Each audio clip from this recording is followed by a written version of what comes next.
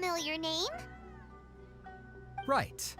Yuya is the nephew of Amenoma Togo, the owner of Amenoma Smithy. Two grown men going missing at the same time.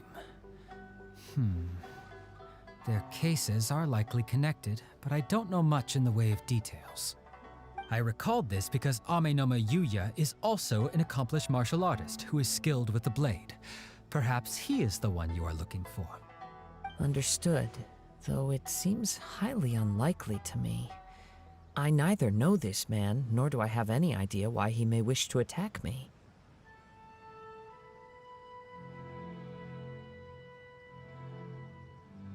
Sure, can't hurt. We never know what we might find out along the way. Thank you, Ryuji. We'll start by making some inquiries at the Amenoma Smithy. Sounds good. All the best with your investigation. I'll get moving shortly myself.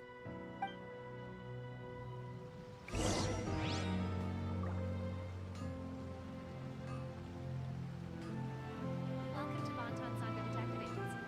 What will you have yourself? How can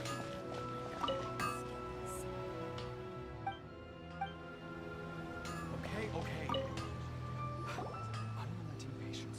Ah, if it isn't Kaede Harakazuha. What brings you here today? Huh? You two know each other? Yes, the Kaedehara and Amenoma clans were both members of the Raiden Gokaden. Historically, there have always been deep links between the two clans. After I returned to Inazuma, I visited Mr. Amenoma to pay my respects. Let me quickly explain. The Raiden Gokaden was the collective term for the 5 most acclaimed bladesmithing arts in Inazuma.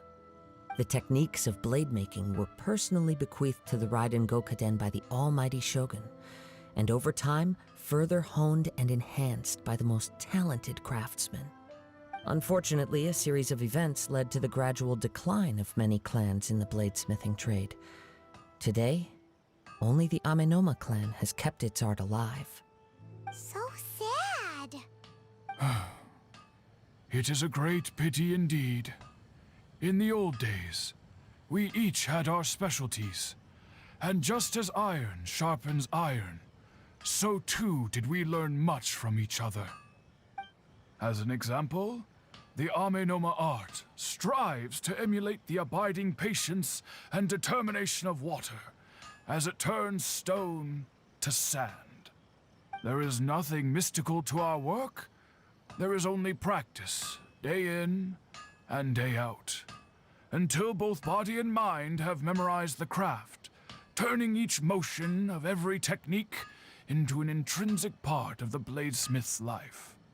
As for the art of the Kaedehara clan, I believe it's called the Ishin art. That's right.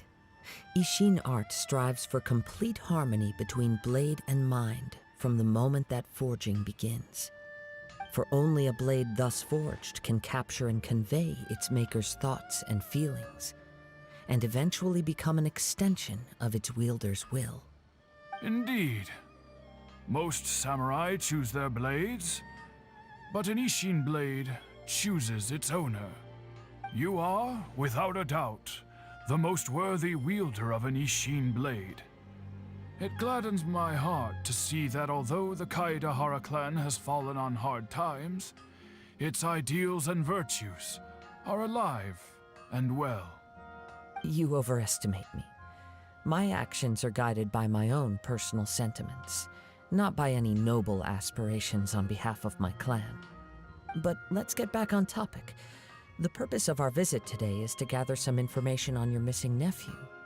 We hope to assist with the investigation. It may turn out that this case is connected to another we are pursuing.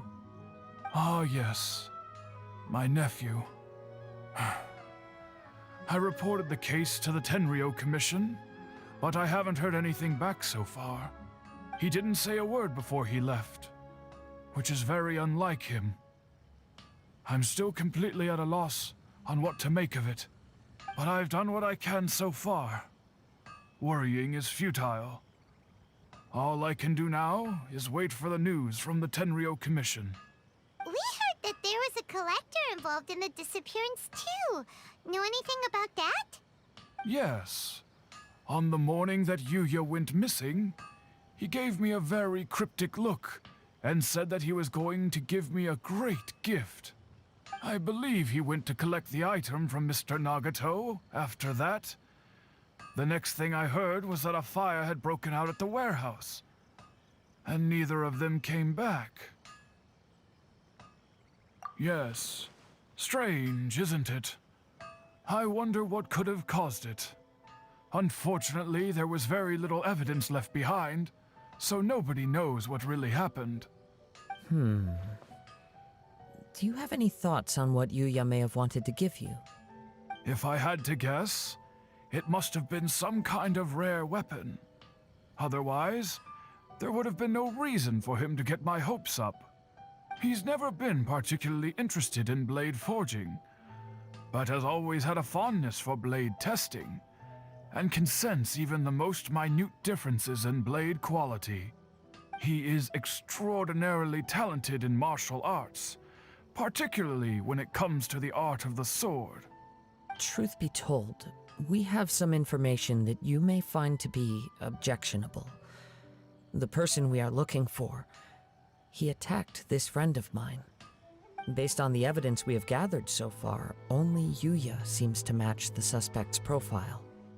What? No. Absolutely impossible. Yuya is not that kind of person. He is humble and kind. Even his training is done with the goal of calming his mind. He has never gotten into a fight before. Is that so? Yes.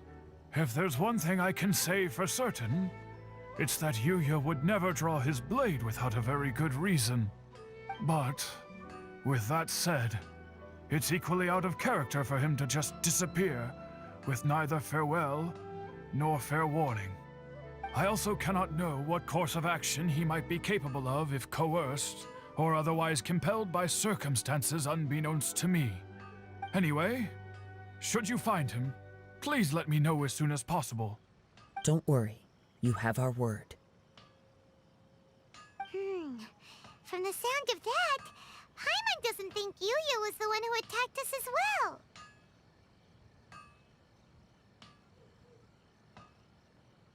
Yes. It sounds as if something happened when the two men met each other. Let's pay a visit to the Nagato household.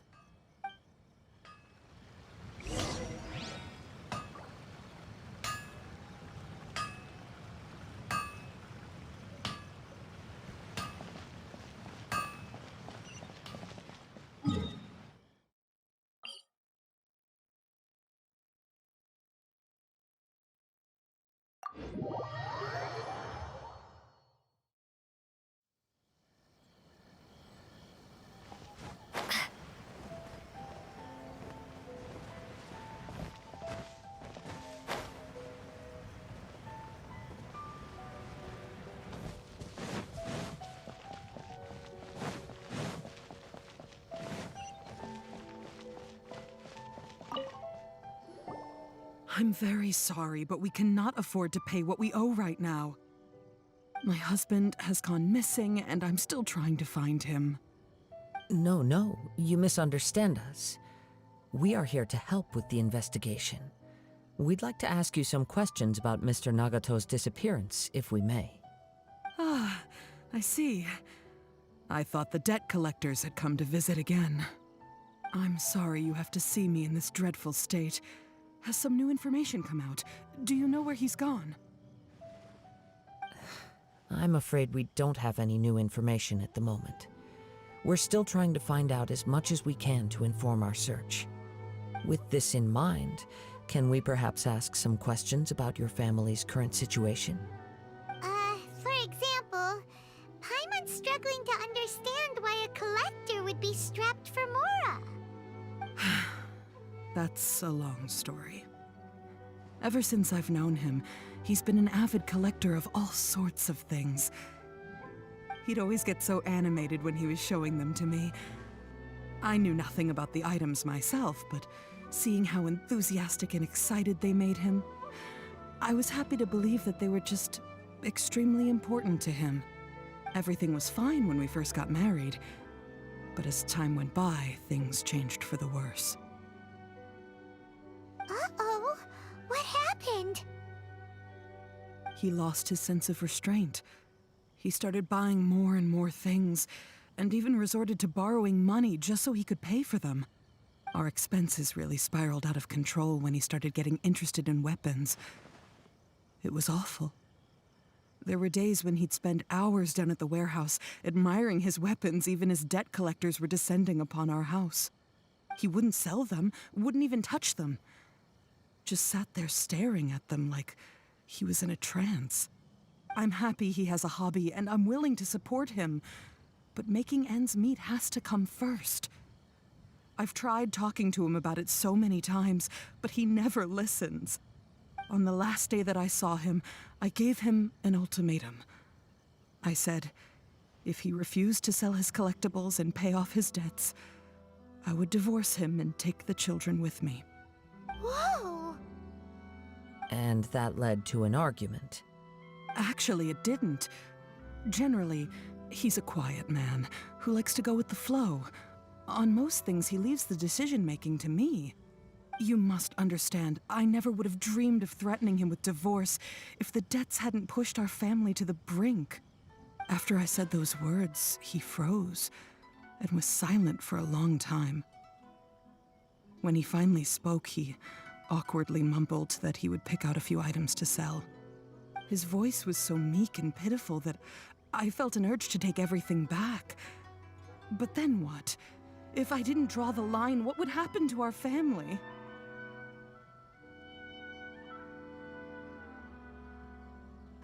Had I not indulged his bad habits, we wouldn't have found ourselves in such a predicament. And I also don't know if he had actually come to his senses, or if he was simply angry with me. The next thing I heard was that our warehouse had caught fire, and both he and the buyer had gone missing. I see. I understand. Ame no Yuya came to purchase a weapon from Mr. Nagato. During the sale, a fire broke out at the warehouse, and both men disappeared. At first, I assumed they must have gotten into an argument over the price. But my husband has never been one to negotiate. He never even haggles when he's out buying groceries, so it's hard to imagine him getting into a fierce argument. Maybe he was feeling the pressure from the debts? I don't know. He just disappeared after the warehouse burned down. Perhaps he's too afraid to come home now that all his collectibles have been lost in the fire, and he's got no way to pay off our debts. Even though I'm still a little mad at him, we're a family, and I want us to face our family's crisis together. As long as he's willing to turn over a new leaf, I know we can work things out. Please don't get upset. There could be more to this situation than meets the eye. If collecting things is a habit that Mr. Nagato had his whole life, it is quite unusual for this habit to change so drastically over a short period. But the information we gathered from the other side suggests Ame no Yuya is also a mild-mannered man who would not be likely to start an argument. This situation is getting a little confusing. A little confusing? More like completely mystifying. Let's try a change of scenery and see if we can piece together what we've learned. Rest assured, we'll notify you if we find anything. Thank you so much. I just want him to come home.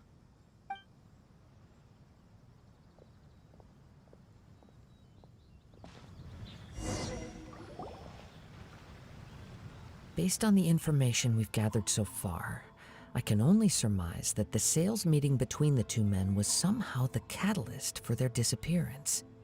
The fire at the warehouse likely played a part in how the situation unfolded, though its exact role is a mystery. Do you have any thoughts? Well, Paimon was thinking that maybe someone accidentally knocked over an oil lamp and, nope, never mind. Paimon's brain needs to rest for a while. Over to you.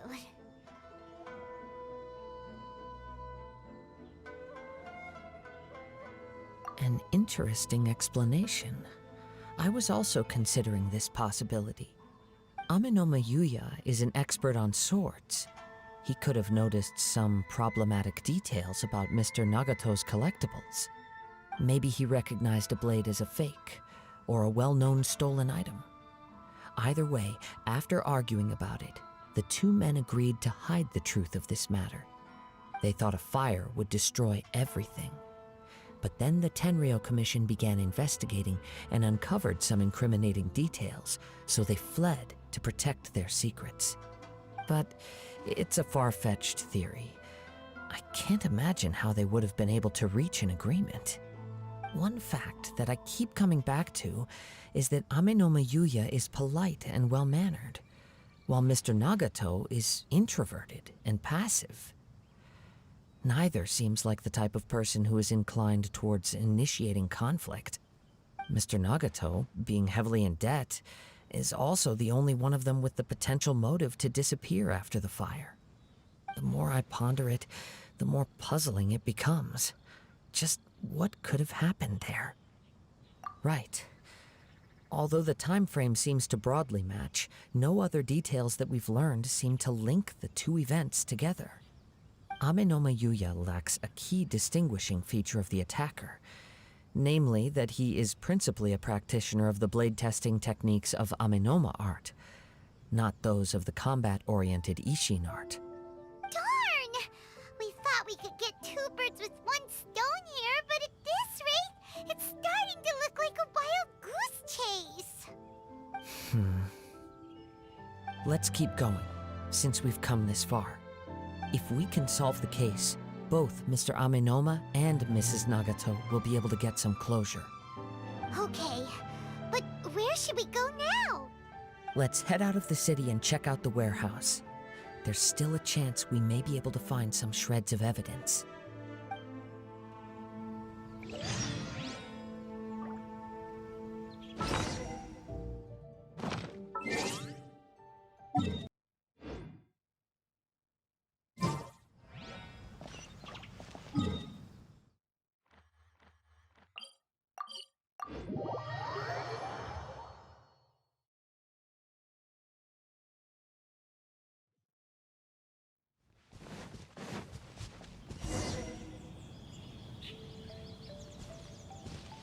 Wait. I hear something ominous in the wind. Oh! This must be another one of those sounds that only you can hear. As sketchy as that whole thing seems, you did put it to good use when we were chasing down that vision thief at Beto's tournament, so...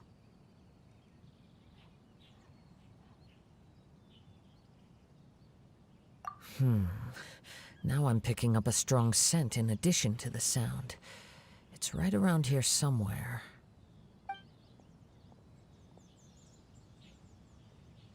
But there's nothing here. It's gone now, but I can still sense the direction it left in. It felt very much like that ancient presence in Inazuma, the remnants of the Tatarigami. Indeed. But this unexpected spring of inauspicious energy may prove to be of benefit to our investigation. We should remain vigilant and approach slowly.